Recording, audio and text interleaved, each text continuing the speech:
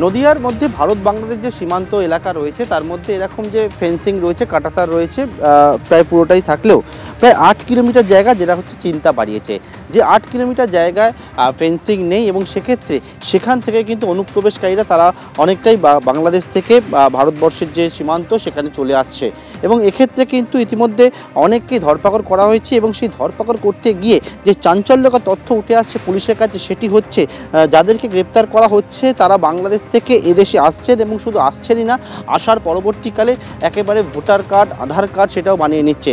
সেক্ষেত্রে যেটা মনে করছেন তদন্তকারীরা যে গোটাটার পিছনে একটা সিন্ডিকেট, একটা চক্র কাজ করছে।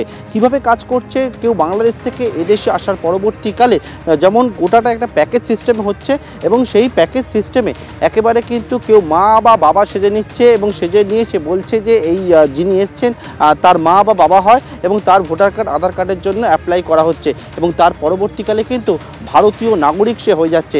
এই রকম একটা চক্র কাজ করছে এবং সেই চক্রের একাধিককে ইতিমধ্যে পুলিশ গ্রেপ্তার করেছে এবং তার পরবর্তীকালে এই রকম যে তথ্য, সেই তথ্য কিন্তু উঠে আসছে তদন্তকারীদের কাছে। ক্যামেরা সন্দীপ পালের সঙ্গে পার্থপ্রতিম ঘোষ, এবিপি আনন্দ, নদিয়া। নদিয়ায় মানব পাচার চক্রের সঙ্গে জড়িত এক অভিযুক্তের বাবা এবং স্ত্রী কি জানিয়েছেন শোনাবো আপনাদের। পুলিশ আমাদের এসে বললো জিজ্ঞাসাবাদ করবো, আমাদের একটা ইনফার্ম আছে, ও গরু বাসের পাচার টাচার করে, এরকম একটা ইনফার্ম আছে। না মানুষ কোনো সময় পাচার টাচার করে না, গরুর ব্যবসা অনেক দিন আগে কিছুদিন করলো বেআইনি কাজ। হ্যাঁ, বেআইনি তো বটে। এখন যেটা জানা গেছে সেটা হচ্ছে বেশ কিছু লোকজনকে যারা বাংলাদেশি তাদেরকে নিয়ে আসা এবং তারপর ভোটার কার্ড, আধার কার্ড, ওসব কাজ ও কোনো সময় করেনি। এখন কি কাজ? এখন নিজে চাষবাস করে। মানে এই যে কাজ কারবার, মানে এখানে কি অন্য কেউ এখানে যুক্ত বা কেউ ফাঁসিয়েছে? আমাদের সন্দেহ এখন আপাতত তাই। ও সাধারণ ওই বলছে না 2-3 বছর 4 বছর আগেকার কথা, একটু গরু মরু পাচার করতো, ওই বাংলাদেশে দ্বিতীয় এদিক ওদিক বেচাকেটা করতো। হ্যাঁ, আমরা এখানকার স্থানীয় বাসিন্দা, পুরনো বাসিন্দা আমরা। আগে যখন 2000 সালে চাল টাল হচ্ছে সব বিলাকের লাইন দিতাল তখন করেছি চাল বাংলাদেশে। যারা বাংলাদেশ থেকে এখানে আসতো আর তাদেরকে থাকার বা এর ব্যবস্থা কীভাবে, আধার কার্ড বানিয়ে দিতে? না, আমরা সব তাদের সাথে আমাদের কোনো যোগাযোগ নেই, না গরু মরু নাই, শুধু চালের কাজ, সময় চালের কাজ করতে, আর তাছাড়া আর কিছু নাই। আমার ছেলেটা পড়াশোনা করে, ওই বিয়ে পড়াশোনা করে, তা কোচিং করে, চাকরির কোচিং করে। ছেলে বলছে কলা কাটা কাজ করে আরতে, ওই মোড়ের মাথায়।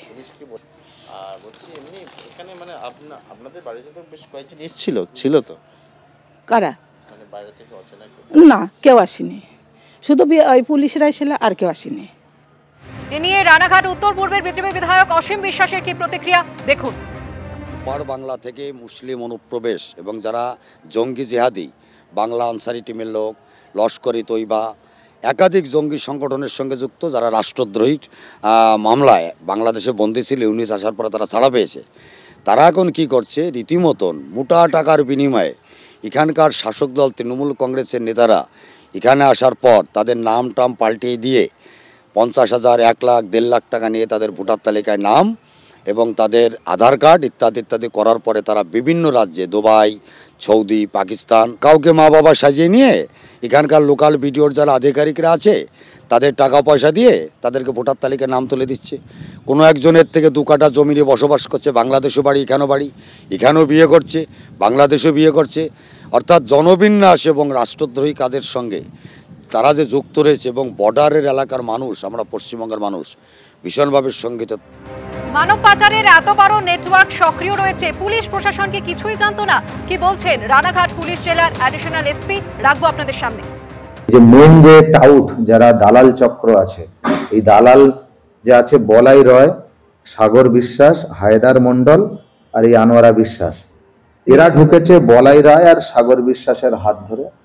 তো এরা প্রাথমিকভাবে এদেরকে ঢুকিয়ে দেওয়ার পরে এরা বলেছিল যে 1 মাস তোমরা কাজবাজ করো, সেই 1 মাসের মধ্যে ওরা বিভিন্ন রকমভাবে এরা যা ইন্ডিয়ান যে ভোটার কার্ড, আধার কার্ড, পাসপোর্ট এসব বানানোর ব্যবস্থা সুযোগ এরা করে দেবে।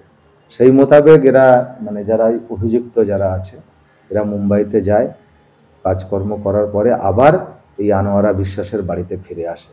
পুরোপুরি এই অবৈধ যারা অনুপ্রবেশকারী আছে এবং যাদের হাত ধরে, যে সমস্ত দালালদের হাত ধরে এরা আসছে, এদেরকে ছাড়া হবে না, এদেরকে পুরোপুরিভাবে আমরা পুরো নেটওয়ার্কটা আমরা এটাকে একদম নষ্ট করে দেবো, একদম ধ্বংসই করে দেবো। স্পেসিফিক কেসও আমরা করেছি। এরপরেও যারা যারা এখনো আমরা এদের লিডিং স্টেটমেন্ট অনুযায়ী যাদের নাম আমরা জানতে পেরেছি, সেগুলোকে সবাইকেই আমরা অ্যারেস্ট করব।